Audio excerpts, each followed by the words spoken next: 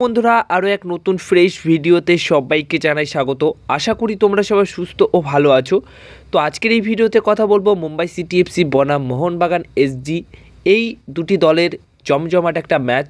তো জমজমাট ম্যাচটি হতে চলেছে 20 ডিসেম্বর বুধবার সন্ধ্যা 8টা থেকে। তো এই ম্যাচটি যে মাঠে অনুষ্ঠিত হবে মুম্বাইয়ের মাঠে, অর্থাৎ মুম্বাইয়ের এটা হোম ম্যাচ এবং মোহনবাগান দলের এটা অ্যাওয়ে ম্যাচ। দুর্দান্ত একটা হাই ভোল্টেজ ম্যাচ হতে চলেছে, কারণ এই দুই দল যখনই একে অপরের বিরুদ্ধে মুখোমুখি হয় তখন কিন্তু দুর্দান্ত একটা ম্যাচ সমর্থকরা উপভোগ করে। কারণ এটা কোনোরকম একটা যে হয় না যে ঝিমানো ম্যাচ, যে একতরফা অ্যাটাকিং প্লে হচ্ছে, মানে একটা টিম শুধু অ্যাটাক করছে আর একটা টিম ডিফেন্স করছে, এরকম ম্যাচ হবে না। এটা সম্পূর্ণ দু সাইড থেকেই অ্যাটাকিং ম্যাচ হবে, দু সাইড থেকে ডিফেন্ডিং ম্যাচ হবে। অর্থাৎ মোহনবাগান দলও অ্যাটাকিং ফুটবল খেলবে, যেখানে মুম্বাই সিটি এফসি দলও অ্যাটাকিং ফুটবল খেলবে। তো সমানে সমানে তোমরা দেখতে পারবে দুই সাইড থেকে গোল করার জন্য দুই টিম একে অপরের বিরুদ্ধে লড়াই করছে। আর ম্যাচটিতে হয়তো হাই স্কোরিং ম্যাচ না হলেও ম্যাচটিতে প্রচুর আক্রমণাত্মক খেলা তোমরা দেখতে পারবে। মানে দুটি দলই শট অন টার্গেটে বেশ কিছু শট রাখবে এবং শট অফ টার্গেটও রাখবে। মানে দু সাইড থেকেই কিন্তু আক্রমণের যে ঝড়টা সেটা কিন্তু তোমরা দেখতে পারবে।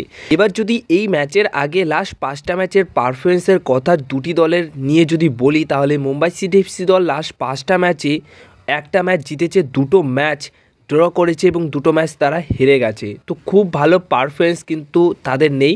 সবচেয়ে বড় কথা, আইএসএলের ম্যাচে তারা লাস্ট দুটো ম্যাচ ড্র করেছে এবং একটা ম্যাচ উইন করেছে, আর দুটো ম্যাচ এসিএল অর্থাৎ এএফসি চ্যাম্পিয়ন্স লিগে দুটো ম্যাচই হেরেছে।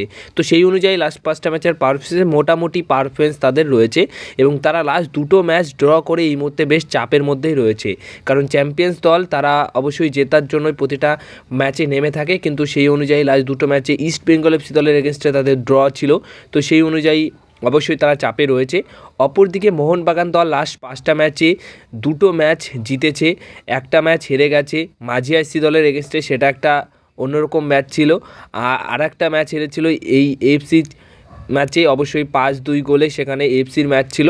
আর মোটামুটি আইএসএলের পারফরমেন্স কিন্তু যথেষ্ট ভালো রয়েছে। লাস্ট 3টি ম্যাচে দুটো ম্যাচ জিতেছে আর একটা ম্যাচ ড্র করেছে, তাও আবার উড়িষ্যার এগেনস্টে। তো সেই অনুযায়ী মুম্বাই থেকে মোহনবাগান দল অনেকটাই ভালো পারফরমেন্স করেছে লাস্ট 5টা ম্যাচে। এর পাশাপাশি হেড টু হেড রেকর্ডের কথা যদি বলি, তাহলে হেড টু হেড রেকর্ডে কিন্তু আহামরি ভালো পারফরমেন্স মোহনবাগান দলের নেই। কারণ বেশ অনেক কটায় ম্যাচে মুখোমুখি হয়েছে দুটি দল, যেখানে 10টা ম্যাচ মুম্বাই সিটি এফসি দল জিতেছে, 7টা ম্যাচ হয়েছে ড্র এবং 6টা ম্যাচ জিতেছে শুধুমাত্র মোহনবাগান দল। তো সেই অনুযায়ী মুম্বাইয়ের বিরুদ্ধে head to head record Mohun Bagan দলের কিন্তু বরাবর ভালো নেই। তো আশা করব যে হেড টু হেড রেকর্ড তাদের যে রেকর্ডটা রয়েছে সেটা পরিবর্তন করতে চাইবে মোহনবাগান দল। এই ম্যাচ মোহনবাগান দল জিতবে এবং আরও একটা হেড টু হেড রেকর্ডে এগিয়ে থাকবে। এবার যদি পয়েন্টস টেবিলের কথা বলি, তাহলে পয়েন্টস টেবিলে কিন্তু খুব ভালো জায়গায় রয়েছে মোহনবাগান দল, যেখানে পয়েন্টস টেবিলে 3 নম্বরে রয়েছে 7টা ম্যাচ খেলে 19 পয়েন্ট নিয়ে মোহনবাগান, আর 5 নম্বরে রয়েছে মুম্বাই সিটি এফসি দল 8টা ম্যাচ খেলে 16 পয়েন্ট নিয়ে।